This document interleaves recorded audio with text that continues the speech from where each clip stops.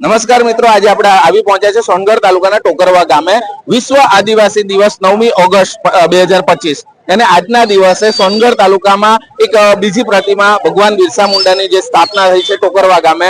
ટોકરવા 3 રસ્તા અહીંથી ગૌમુખ જવાય છે, અહીંથી આહવા જવાય છે ને એવા એક સર્કલ પર એક પ્રતિમા અને ત્યાંના આપણા આગેવાન એવા એમની સાથે આપણે સીધી વાત કરીશું. જી, આપનું નામ? મારું નામ ધર્મેશભાઈ બાબુભાઈ ગામિત. હું માજી સરપંચ છું અને હાલમાં મારા સરપંચ મિસિસ છે.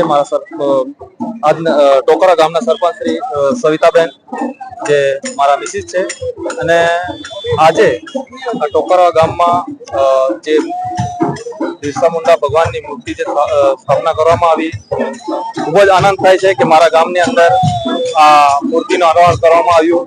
સાથે મારા જે સાથી મિત્રો ખૂબ જ સાથ સહકાર આપ્યો અને આ જે મૂર્તિ દ્વારા અમે મેસેજ પહોંચાડવા માંગીએ છીએ કે મારો સમાજ જેમ આજે બિરસા મુંડાએ જે ચળવળ ચાલુ કરી હતી અને જે તે સમયે જે એકતા બનાવી હતી એ જ એકતા અમે હાલ ફરીથી આ એકતા ટકાવવા માટે આજે કાર્ય કરી રહ્યા છે.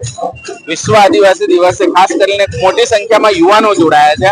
યુવાનોને શું સંદેશ આપશો? કઈ રીતે આદિવાસી દિવસ ઉજવવો જોઈએ? પ્રકૃતિનો પ્રેમ કેવી રીતે આપણે બતાવી શકીએ લોકોને અને આખા સમાજને, આખા વિશ્વને? વિશ્વ આદિવાસી દિવસે તો યુવાનોને શું સંદેશ આપશો? યુવાનોને એ સંદેશ જણાવવા માંગુ છું કે ખરેખર આ જે હાલમાં જે સંગઠન બની રહ્યું છે, આ સંગઠન હર હંમેશા યુવાન પેઢી ચલાવતી રહે એને માટે યુવાનો સારા ભણતરમાં આગળ જાય, સારું સંગઠન જે આના દ્વારા મેસેજ પહોંચાડવા માંગીએ છીએ કે આના દ્વારા સારું સંગઠન ચાલી રહે. આપણી સાથે ટોકરવા ગામના આગેવાન એવા એક વડીલ જોડાયા છે. જી, આપનું નામ? મારું નામ બાલુભાઈ છે. ટોકરવા ગામના આગેવાન તરીકે સમાજના હિતમાં કોઈ પણ કાર્ય કરવા માટે હંમેશા અમે તત્પર રહીએ છીએ. કોઈ પણ અમે આ સમાજને લઈને ચાલવા માટે કોઈ પણ જાતિવાદનો ભેદભાવ કરતા નથી, ધાર્મિક ભેદભાવ કરતા નથી, રાજકારણ સામે અમે લાવતા નથી. પરંતુ એક આદિવાસી તરીકે અમે હર પરિસ્થિતિમાં કોઈ પણ પ્રસંગ હોય દરેક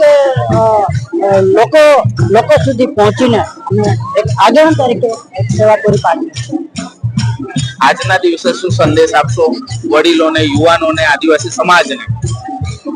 આજના દિવસે જે બિરસા મુંડાની પ્રતિમા અહીં મૂકવામાં આવી છે, તો એ બાબતે એક આદિવાસી સમાજ એક થાય, એકતામાં આવે અને એક જૂથ બનીને આ કાર્ય એક બહુ નાનું લાગે છે, પરંતુ આ કાર્ય જ્યારે એકતામાં આવે, સંગઠિત થાય તો જ આ કાર્ય કરી શકે. તો આવી જ રીતે આ એક બિરસા મુંડાની પ્રતિમાને લઈને દરેક કાર્ય કરવા માટે આદિવાસી સમાજ જો આગળ આવે તો કોઈ પણ મોટામાં મોટું કાર્ય હોય એને પણ અમે સફળ કરી શકીએ.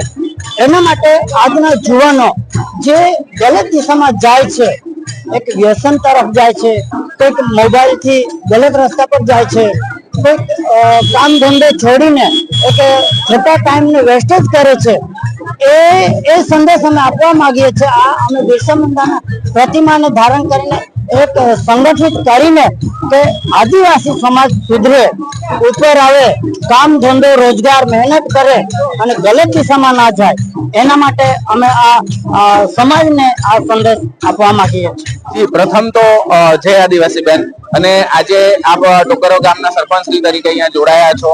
આજના દિવસ વિશે શું કહેશો? આજના દિવસ નિમિત્તે આજે અમારા ગામમાં ટોકરવા ગામમાં જે બિરસા મુંડાની પ્રતિમા મૂકવામાં આવી એને બધા લોકોએ સાથ સહકાર આપ્યો. તે બદલ ગ્રામજનોનો, આગેવાનોનો અને સમાજના જે શ્રાવણિયા ગામના એક જયરામભાઈ છે તેમના પણ હું આભાર માનું છું. જે લોકોએ સાથ સહકાર આપ્યો આ ગામની અંદર જે પ્રતિમા મૂકવાને માટે, તે બદલ સૌનો, ગ્રામજનોનો, યુવાનોનો, દરેકનો હું આભાર માનું છું સરપંચ વતી. જી બેન, પહેલી વાર એવું બન્યું છે કે ટોકરવા ગામમાં ભગવાન બિરસા મુંડા કે જેમણે સમાજ માટે, આદિવાસી સમાજ માટે ખૂબ મોટું કાર્ય કર્યું છે ને એમની પ્રતિમા આપણા ટોકરવામાં, સોનગઢ તાલુકાના ટોકરવામાં પ્રતિમા સ્થપાઈ. સાથે સાથે સમાજને આજના દિવસ માટે શું સંદેશ આપશો વિશ્વ આદિવાસી દિવસ નિમિત્તે? વિશ્વ આદિવાસી દિવસ નિમિત્તે લોકોએ એકતાના પ્રતીક તરીકે અમે આ બિરસા મુંડાના પ્રતિમા મૂકવામાં આવી છે, જેણે અગાડીના સમયની અંદર અંગ્રેજોની સાથે લડત ઉઠાવીને આદિવાસી સમાજને આગળ લઈ ગયા છે. તો આપણે પણ એકતામાં રહીને આગળ વધવું જોઈએ.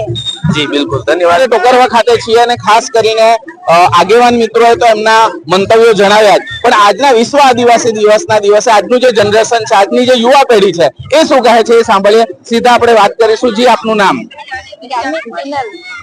અને આપ ક્યાંથી છો? મેં ટોકરવાની છું. અચ્છા, આજે આપના જ ટોકરવા ગામમાં ભગવાન બિરસા મુંડાની પ્રતિમા નું અનાવરણ કરવામાં આવ્યું. શું કહેશો એના વિશે? આ જે છે સારું કર્યું છે અહીંયા ઉભું કરીને, કેમ કે પેલા અહીંયા હતું નહીં, એટલે સારું કર્યું છે. યુવા પેઢીને શું મેસેજ આપશો? કારણ કે આપનું જે જનરેશન છે એના વિશે કદાચ આજની યુવા પેઢી જાણતી નથી. આદિવાસી સમાજ પ્રકૃતિ પ્રેમી રહ્યો છે હંમેશા, એના માટેનું શું કહેશો આપ? અમે એમ જ કહેવા માંગીએ છીએ કે જે આપણી આદિવાસી સમાજ છે ને આપણે જે પ્રકૃતિ છે એને સાચવીને રાખો. તમે જે ઝાડ, જે બી આપણે પ્રકૃતિ હોય, તમને એમાં વિનાશ કરો તો નહીં ચાલે. આપણે જે ઓક્સિજન લઈએ છે આ જ વિષય છે, બીજું કંઈ નથી. આપણે જે આદિવાસી છે મેન આ જ સારું છે કે આપણે જંગલને સાચવીને રાખીએ, સંભાળીને રાખીએ. મેન તો આ જ છે.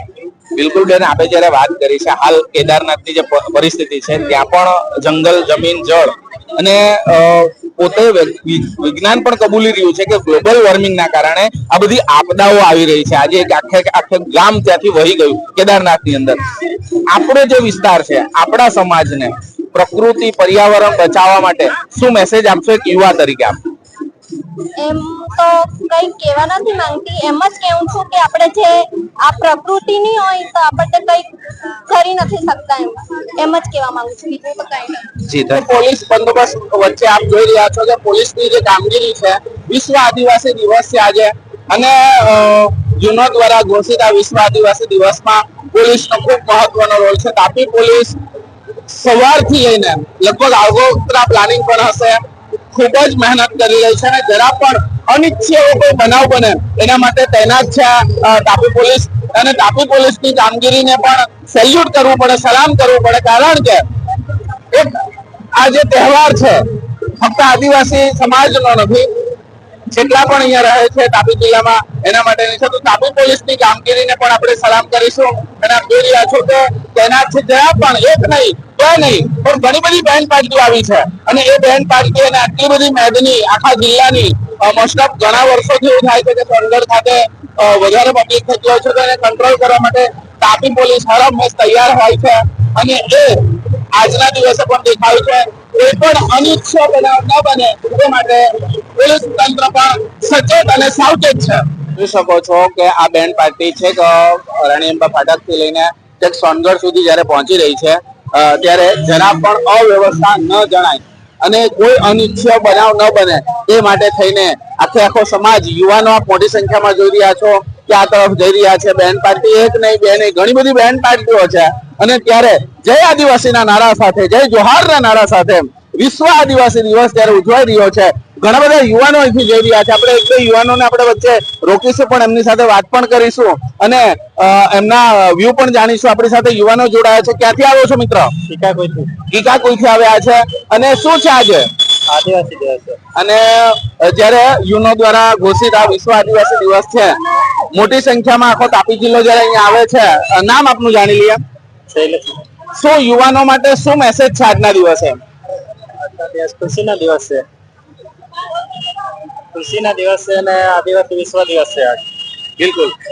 અને એકલા એવા છો કે ઘણા બધા યુવાનો જિલ્લાના જોડાયા છે આમાં? બધા છે. બીજા ઘણા બધી બદીઓ છે આપણા યુવાનોમાં, જેવું કે ઇન્ટરનેટના માધ્યમથી ગેમિંગ કે પછી કેટીએમ જેવી બાઇકનું પેલું કહેવાય કે એક શોખ, ઘણા બધા એવા છે. એના માટે શું કહેશો યુવા તરીકે આપ? એના માટે કારણ કે ઘણી બધી વસ્તુ આવી બને છે, બરાબર છે ને? જી. તો હું એક મિત્ર મળ્યા છે, એમને કહીશું, યુવાનોને શું સંદેશ આપશો? યુવાનો વ્યસનના રવાડે ચડે છે, ઘણા એવા બાઇકના હેલ્મેટ નથી પહેરતા, સીટ બેલ્ટ નથી પહેરતા, જેના કારણે આપણા આદિવાસી સમાજનો યુવાન નાની વયે મૃત્યુ પામે છે. એના માટે શું કહેશો આપ? આના માટે શું છે સાહેબ કે હેલ્મેટ પહેરવું જોઈએ, સુરક્ષિત ફરવું જોઈએ અને નશાબંધી ન કરવું પડે. એના માટે આપણે જીવન સુરક્ષિત અને ભૂખદંડી નહીં પાવું છે એમ.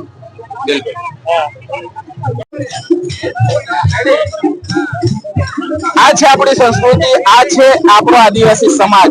અને જીજે દેશી ન્યૂઝના માધ્યમથી, વોઇસ ઓફ આદિવાસીના માધ્યમથી આજે યુવાનો આપણી સંસ્કૃતિને જાળવી રાખે છે, પ્રકૃતિને જાળવી રાખે છે. તેવા સમયમાં એક યુવાન આ જે હથિયાર છે, વડીલ પણ મૂળમાં છે. હવે સીધા આપણે વાત કરીશું કે આજે આપણે ભેગા શું કામ થયા છે? આજે 9 ઓગસ્ટ નિમિત્તે આપણે અહીં ભેગા થયા છીએ. બિરસા મુંડાની પ્રતિમાનું અનાવરણ છે, એ નિમિત્તે આજે કરવા સાથે બધા ભેગા. આજે એક અનેરો આનંદ હોય છે આદિવાસી સમાજ માટે. આદિવાસી સમાજ આજે વિશ્વ આદિવાસી દિવસ ઉજવી રહ્યો છે, એ વિશે યુવા તરીકે આપ શું કહેશો? જે રીતે બિરસા મુંડા અનેક બાધાઓમાં અંગ્રેજો સામે લડ્યા હતા, એ રીતે આદિવાસી યુવાનો પણ ભણવામાં આગળ વધે, નશા તરફ જે રીતે જઈ રહ્યા છે એમાં પરિવર્તન આવે અને આગળ આવે. ખૂબ ધન્યવાદ. હાલ આપણે ટોકરવામાં છીએ, અત્યારે એનો અનાવરણનો કાર્યક્રમ પતી ગયો. હવે પછીનો શું કાર્યક્રમ છે? હમણાં અહીંયાથી આ કાર્યક્રમ પછી આપણે સોનગઢ જે આપણે બિરસા મુંડા અહીંયાથી હાઈસ્કૂલ થી એક રેલી સ્વરૂપે જઈ અને બસ સ્ટેન્ડ પાસે આપણે બિરસા મુંડા ભગવાનની મૂર્તિ છે ત્યાં સુધી અમે રેલી કાઢી, ત્યાં ફરી મીટિંગ કરીને લોકોને એક જાગૃત મેસેજ પહોંચાડશું. જી, ધન્યવાદ.